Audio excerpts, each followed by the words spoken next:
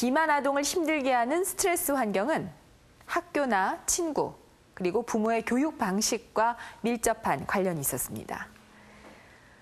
미국의 보스턴 의대 케이리 교수팀이 54개월 된 아이를 대상으로 872가정을 조사한 결과인데요.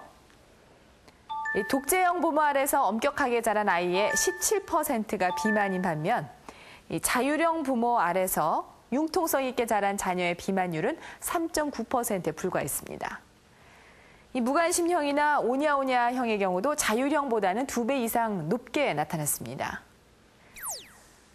스트레스 환경에 놓여서 불안과 우울을 경험한 아이들은 과식을 통해서 포만감으로 위안을 받으려 하면서 비만의 악순환에 빠지게 되는 경우가 많은데요. 그 악순환의 고리를 들여다봤습니다.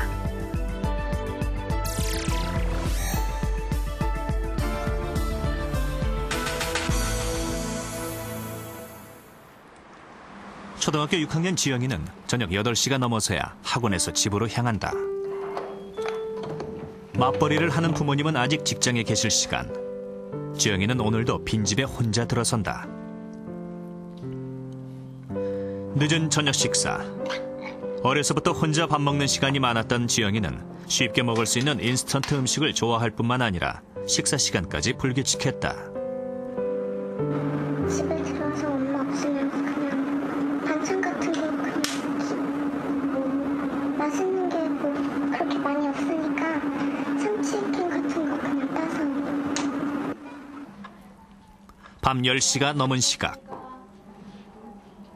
직장에서 돌아온 엄마와 지영이의 대화는 인사가 전부다. 지영이는 늦게까지 TV 앞에만 앉아있다.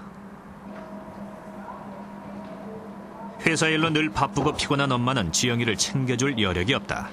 늘 미안한 마음뿐이다. 사춘기가 되면서 지영이는 부쩍 말이 줄었다. 거의 일주일의 대부분을 아이가 혼자 많이 지내기 때문에 분명히 외로웠을 거라는 생각은 들어요. 근데 저희가 많이 아이한테 시간을 할애해주지 못하니까. 자정이 넘은 시각. 아직 잠들지 않은 지영이가 방에서 나와 조용히 주방으로 향한다. 밤마다 간식을 먹는 습관은 어릴 때부터 매일같이 반복된 지영이의 일상이다. 혼자 있는 시간이 많은 지영이는 심심하거나 우울할 때마다 간식을 먹는다. 밤늦은 시간에 간식을 먹다 보니 몸무게도 크게 증가했다. 밤때 되면 습관적으로 배고파져서 밤에 저절로 습관적으로 과자를 먹고 이제 배불러지면 기분이 좋아지니까 또 방에서 또 기분 좋게 다시 자고. 어릴 때부터 불규칙한 식습관에 익숙해진 지영이의 건강 상태를 체크해보기로 했다.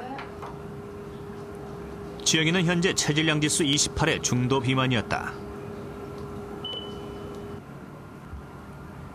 그렇다면 혼자 있는 시간이 많은 지영이의 스트레스는 어느 정도일까? 신체 활성도와 생체 리듬을 통해 알아봤다. 검사 결과 지영이는 스트레스로 인해 신체 기능이 많이 떨어져 있고 심리 상태도 우울과 무기력감이 정상보다 훨씬 높게 나타났다. 사람이 스트레스를 받게 되면 스트레스에 필요한 에너지가 소모가 되는데 그 소모된 에너지를 충당하기 위해서 음식을 먹게 되는데 그 음식이 흡수가 제대로 안 되니까 자꾸 먹게 되는 거죠. 그러니까 먹어도 정말 필요한 에너지를 흡수를 못하는 거예요. 칼로리만 흡수가 되니까 점점 살은 찔 수밖에 없게 됩니다. 부모로부터 따뜻한 보호나 만족감을 얻지 못하는 아동일수록 비만 유병률은 높다. 그렇다면 비만 아동들이 부모로부터 받는 스트레스는 어떤 것들이 있을까? 서울 구로구 보건소가 초등학교 비만 아동 200여 명을 대상으로 조사한 결과 절반 이상의 아이들이 공부하라는 부모의 잔소리가 가장 큰 스트레스라고 답했다.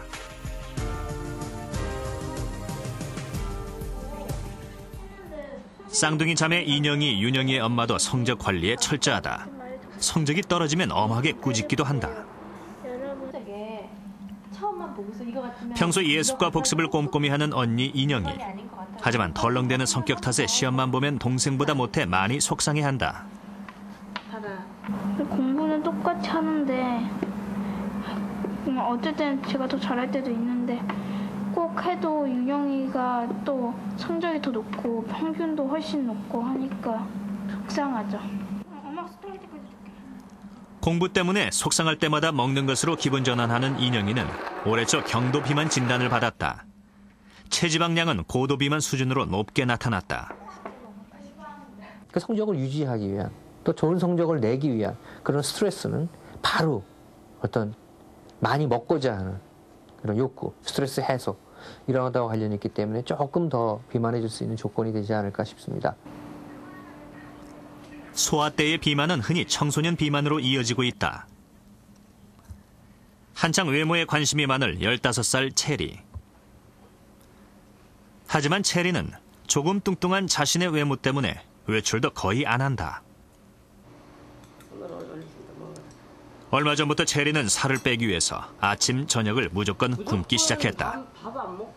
엄마는 식사 때마다 밥을 먹지 않는 체리와 실랑이를 벌이지만 소용이 없다. 오늘도 물 한 잔으로 허기를 달래는 체리. 엄마는 체리의 식습관이 안타깝지만 어찌하지 못하고 있다. 그냥 운동은 하지 않고 운동 자체를 싫어하니까 운동은 안 하고 아침에 뭐 밥 먹기 전에 물 마시고 이런 거는 이해를 하겠는데 그게 아니고 아예 밥을 안 먹고 그 물로만 계속 그냥 배를 채우고. 체리는 현재 운동 부족으로 인해 몸속에 체지방이 쌓이면서 반복되는 요요 현상에 시달리고 있다. 미국의 고도비만 어린이 106명을 대상으로 조사한 연구 결과에 따르면 비만 아동의 삶의 질은 암을 앓고 있는 소아 청소년의 수준과 비슷하게 낮았다. 어떤 부정적인 선입견들에 자꾸 노출이 되면서 결국은 자기 신체에 대한 열등감이나 또는 부적절감을 가지게 되고 그게 나아가서는 자기 신체뿐만 아니라 자기 인격 자체가 좀 부적절하고 어떤 사회 속에 그러니까 자기 또래 사회에 통합되기 어렵다는 그런 스스로에 대한 느낌을 많이 갖게 되는 것 같아요. 그래서 그런 스트레스가 결국은 식이 패턴의 불균형을 부르고 그래서 또 더 비만해지고 비만이 해소가 안 되고 그런 악순환을 갖고 오기도 하는 것 같습니다.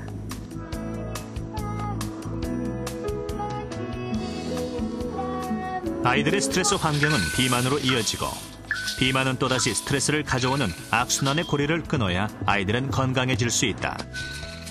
주변 사람들의 세심한 관심과 애정, 무엇보다 가족들의 배려와 보살핌이 아이들의 건강을 위해 절대적으로 필요하다. 아이들에게 건강한 생활 환경을 만들어주는 것, 그것은 바로 어른들의 몫이다. 생로병사의 비밀, 다음 이 시간에는 암을 이기는 습관, 먹어야 산다를 방송합니다. 암 환자나 가족들에게 가장 큰 고민 중에 하나는 수술이나 방사선 치료 후에 어떻게 식사를 해야 하나 하는 것일 텐데요. 그러다 보니 검증된 식이요법보다는 떠도는 입소문의 유혹을 받거나 개인적인 판단에 의한 것들이 많아서 어려움이 가중되기도 합니다. 의학적으로 검증된 대규모 역학조사와 암 생존자들의 증언을 바탕으로 암을 이길 수 있는 식사법에 대해서 알아봅니다.